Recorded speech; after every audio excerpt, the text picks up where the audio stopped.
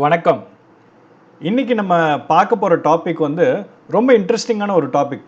எப்படி நம்மளோட எக்ஸ்பென்சஸ வந்து ட்ராக் பண்ணி அத வந்து கம்மி பண்ணலாம் அப்படிங்கிறத பத்தி பார்க்க போறோம். ஸோ இது வந்து நம்ம பிசினஸ்க்கும் யூஸ்ஃபுல்லா இருக்கும். நம்மளோட லைஃப்க்கும் வந்து யூஸ்ஃபுல்லா இருக்கும். சே ஃபார் எக்ஸாம்பிள் ஒரு பிசினஸ்ல நீங்க வந்து ப்ராஃபிட் ஜாஸ்தி சம்பாதிக்கணும்னா என்ன பண்ணுவீங்க? 2 விஷயம் பண்ணலாம். ஒண்ணு நம்மளோட சேல்ஸ வந்து இன்கிரீஸ் பண்ண முடியும். இன்னொன்னு வந்து நம்மளோட எக்ஸ்பென்சஸ வந்து குறைச்சுக்க முடியும். நம்ம சேல்ஸ் எப்படி இன்க்ரீஸ் பண்ணலாங்கிறத பத்தி நான் நிறைய வீடியோஸ் போட்டிருக்கேன். ஸோ இந்த வீடியோல நம்ம எக்ஸ்பென்சஸ எப்படி குறைக்கலாங்கிறத பத்தி நான் வீடியோ போட போறேன். அதுவும் எக்ஸல் யூஸ் பண்ணி பண்ணலாங்கிறத பத்தி நான் சொல்லப் போறேன். அதே லைஃப்லயும் வந்து பார்த்தீங்கன்னா, உங்களோட ஏர்னிங்ஸ இன்க்ரீஸ் பண்றதுக்கு உங்களோட ஸ்கில் செட்ஸ் அப்கிரேட் பண்ணி நீங்க வந்து உங்களோட சேலரிய இன்க்ரீஸ் பண்ணலாம். இல்ல அப்படின்னா உங்களோட சேவிங்ஸை இன்க்ரீஸ் பண்ணணும் அப்படின்னா உங்களோட எக்ஸ்பென்சஸை நீங்க வந்து குறைக்கலாம். இது எல்லாத்துக்குமே மூல காரணமா இருக்க ஒரே ஒரு விஷயம் என்னன்னா, எக்ஸ்பென்சஸை எப்படி கண்ட்ரோல் பண்ணலாம் அப்படிங்கிறதுக்கு முன்னாடி உங்களுக்கு என்ன எக்ஸ்பென்ஸ் நடக்குதுன்னு தெரிஞ்சாதான் நீங்க வந்து அதை கண்ட்ரோல் பண்ண முடியும். ஸோ அதை ஃபர்ஸ்ட் வந்து நீங்க ட்ராக் பண்ண கத்துக்கணும். இப்போ ஒரு பிஸ்னஸில் நான் வந்து எவ்வளோ எக்ஸ்பென்ஸ் பண்ணுறேங்கிறது எப்போவுமே வந்து யாரையாவது ஒருத்தர் போய் கேட்டிங்கன்னா அவங்க வந்து ஒரு தோராயமான ஒரு ஃபிகர் தான் சொல்லுவாங்க.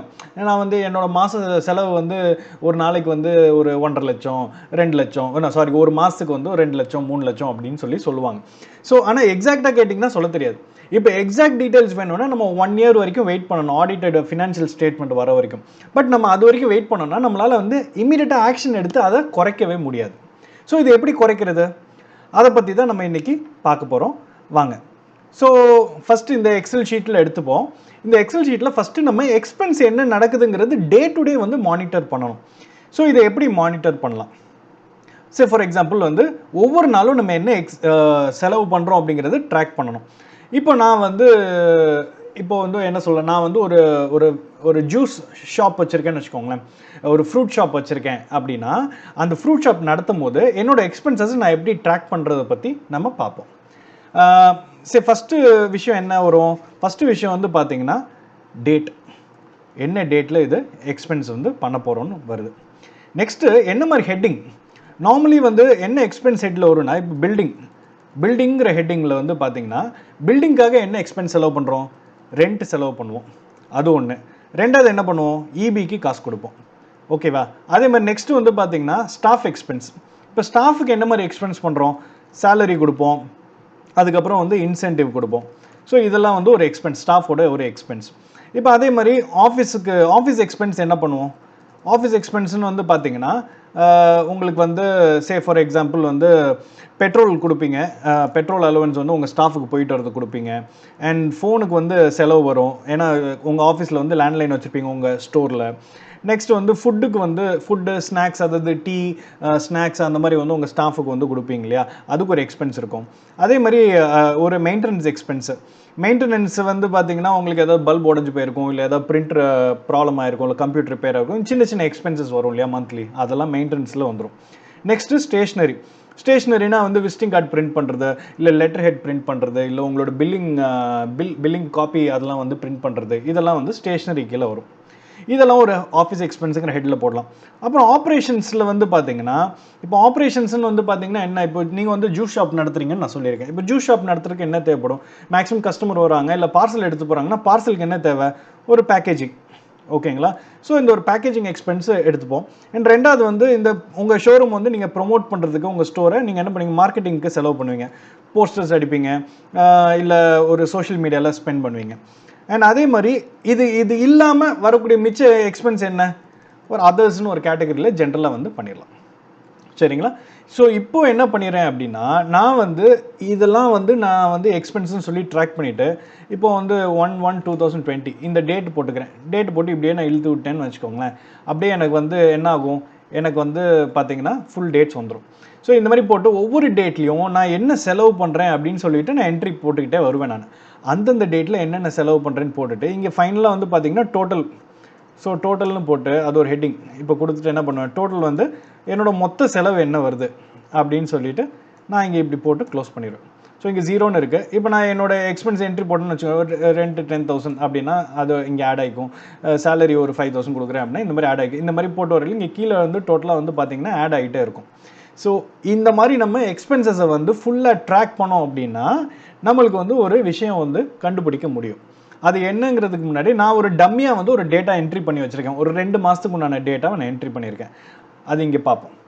ஸோ இதுதான் நான் என்ட்ரி பண்ணி வச்சுருக்க டேட்டா. நான் இப்போ உங்களுக்கு சொன்ன அதே building, main heads, building staff இதெல்லாம் வந்து எக்ஸ்பென்ஸ் ஹெட்டு. அதுக்குள்ளேயே வந்து இண்டிவிஜுவல் எக்ஸ்பென்ஸ் ஹெட்டு, அந்த பில்டிங் கீழே என்னென்ன சப் டாபிக்ஸ் மாதிரி வருது அதெல்லாம் நான் வந்து போட்டு வச்சுருக்கேன். இப்போது இந்த மாதிரி போட்டுட்டு இங்கே வந்து டோட்டல் எனக்கு வந்து 1ஆம் தேதி வந்து 28,250 டோட்டல் எக்ஸ்பென்ஸு, 2ஆம் தேதி 2,800. ஆனால் இந்த டோட்டல் வந்து எனக்கு எந்த விதமான யூஸும் கிடையாது. அன்னைக்கு டேட்டில் எவ்வளோ எக்ஸ்பென்ஸ்ன்னு தான் எனக்கு தெரியுமே தவிர இதை வச்சு நான் இதை அனலைஸ் பண்ண முடியாது.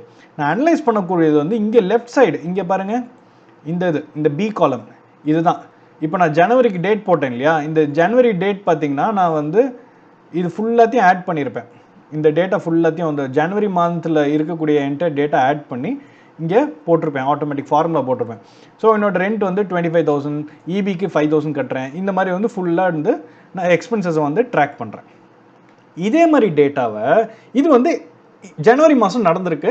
ஸோ இதை அப்படியே வச்சுக்கிறேன். நெக்ஸ்ட்டு ஃபெப்ரவரிக்கு அதே மாதிரி நான் வந்து எக்ஸ்பென்சஸை என்ட்ரி போடுறேன். இப்போ ஃபெப்ரவரி மந்த் எக்ஸ்பென்சஸ் என்ட்ரி போடல இங்கே இந்த மாதிரி வந்து வந்திருக்கு. ஸோ இப்போ நான் என்ன பண்ணணும், இப்போ நான் மானிட்டர் பண்ணணும். எப்படி இப்போ ட்ராக் பண்ணியிருக்கேன். இப்போ நான் இப்போ அனலைஸ் பண்ண போகிறேன். ரெண்ட் ஜனவரிக்கும் ஃபெப்ரவரிக்கும் there is no change. Okay good. ஃபெப்ரவரிக்கும் ஜனவரிக்கும் வந்து பார்த்தீங்கன்னா இன்சென்டிவ்ல வந்து இபியில் வந்து பார்த்தீங்கன்னா சேஞ்சஸ் ஆயிருக்கு. அப்போ நான் வந்து ஃபெப்ரவரியில் கம்மியாக யூஸ் பண்ணியிருக்கேன், ஜனவரியில் ஜாஸ்தி யூஸ் பண்ணியிருக்கேன். அப்போ ஏன் ஜாஸ்தி யூஸ் பண்ணேன் அப்படின்னு சொல்லிட்டு நம்ம பார்க்கணும். மேபி வந்து நிறைய கஸ்டமர்ஸ் ஜனவரி டைமில் நல்ல சேல்ஸ் ஆயிருக்கு அப்படின்னா மேபி அதனால நம்மளுக்கு இபி எக்ஸ்பென்ஸ் ஜாஸ்தியாக இருக்கும். ஏன்னா நம்ம அதிக டைம் வந்து ஷோரூமில் வந்து ஏசி போட்டிருப்போம். அதனால கூட இபி வந்து எக்ஸ்பென்ஸ் ஜாஸ்தியாக இருக்கலாம். இல்லை உண்மையிலே ஜனவரியில் எக்ஸ்பென்ஸே ஆகலை அப்படின்னா, ஐ மீன் பெரிய அளவில் சேலே ஆகலைன்னா, அப்போ என்னோட ஸ்டோர் ஸ்டாஃப் வந்து ஏசி ஏதாவது ஒரு நைட்டு ஃபுல்லாக வந்து ஏசியை ஓட விட்டுருப்பாங்க ஒழுங்கு ஆஃப் பண்ணாமல். இந்த மாதிரிலாம் வந்து சின்ன சின்ன விஷயங்கள் இருக்கும். ஸோ இதெல்லாம் நம்ம வந்து ட்ராக் பண்ணோம். இப்போ நெக்ஸ்ட் வந்து பார்த்தீங்கன்னா இன்சென்டிவ்ல வந்து பார்க்கல 30,000 ஜனவரியில் கொடுத்துருக்கேன், ஃபெப்ரவரியில் வந்து 25,000 இருக்குது. ஸோ 5,000 ருபீஸ் இன்சென்டிவ் கம்மியாக இருக்குது. அப்போ 5,000 கம்மியாக இருக்குன்னா அப்போது இது என்ன இண்டிகேட் பண்ணுது, அப்போ நம்மளோட சேல் கம்மியாக இருக்குன்னா இந்த இன்சென்டிவ் வந்து கம்மியாகிறதுக்கு வாய்ப்பு இருக்குது. ஏன்னா நிறைய சேல் பண்ணால் நிறைய இன்சென்டிவ் கொடுப்போம். ஸோ ஓகே, ஸோ அப்படி இருந்துச்சுன்னா okay it is not a problem அப்படின்னு சொல்லிட்டு நம்ம எடுத்துக்கணும். அந்த மாதிரி சின்னதாக நம்ம வந்து எல்லாத்துக்கும் வந்து ஒவ்வொரு இதையும் நம்ம எடுத்து பார்க்கணும். இப்போ ஸ்டேஷ்னரியில் வந்து ஏன் கம்மியாக இருக்குது, ஏன் மெயின்டெனன்ஸ்லேயும் இவ்வளோ கம்மியாக இருக்குது அப்படின்னு செக் பண்ணல. 3,000க்கும் 800 வந்து சம்மந்தமே இல்லாமல் இருக்குது அப்படின்னு சொல்லிட்டு நம்ம என்ன பண்ணோம், நெக்ஸ்ட் உள்ளே போய் பார்க்கணும். ஓகே 2,200 ருபீஸ் ஆயிருக்கு, 800 ஆயிருக்கு. ஆனால் இதில் என்ன ஒரு கேட்ச்னா, இது வந்து நம்ம ஒரு 1 இயர் கழிச்சு பார்த்தோன்னா எதுக்கு இந்த 2,200 ஆயிருக்குன்னு தெரியாது. ஸோ நம்ம சிம்பிளாக என்ன பண்ணலாம்னா, இங்கே போயிட்டு ரைட் கிளிக் பண்ணி இன்சர்ட் கமெண்ட்டில் போய் 2,200 ருபீஸ் வந்து கம்ப்யூட்டர் ரிப்பேர் அதுக்காக வந்து நான் செலவு பண்ணியிருக்கேன் அப்படின்னு நான் எழுதியிருக்கேன். சரிங்களா? இப்போ நான் இங்கே போய் 1 இயர் கழிச்சு நான் போய் இது வந்து தொட்டு பார்த்தேன் அப்படின்னா கம்ப்யூட்டர் ரிப்பேருக்காக வந்திருக்கு அப்படின்னு எனக்கு தெரியும்.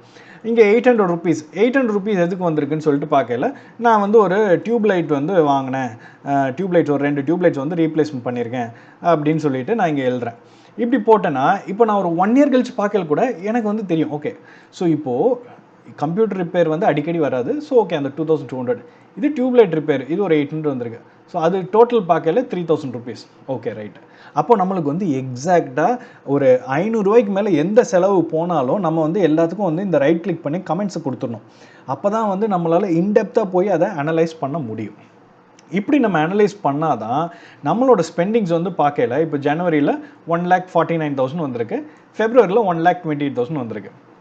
ஸோ நம்ம எக்ஸ்பென்சஸை வந்து இப்படி ட்ராக் பண்ணி ஒரு லைன் ஐட்டம்னா ஒவ்வொரு line item number, row number 2, row number 3, row number 4 இப்படி ஒவ்வொரு ஐட்டமாக நம்ம போய் மந்த்லி ஒன்ஸ் அனலைஸ் பண்ணால் போதுங்க.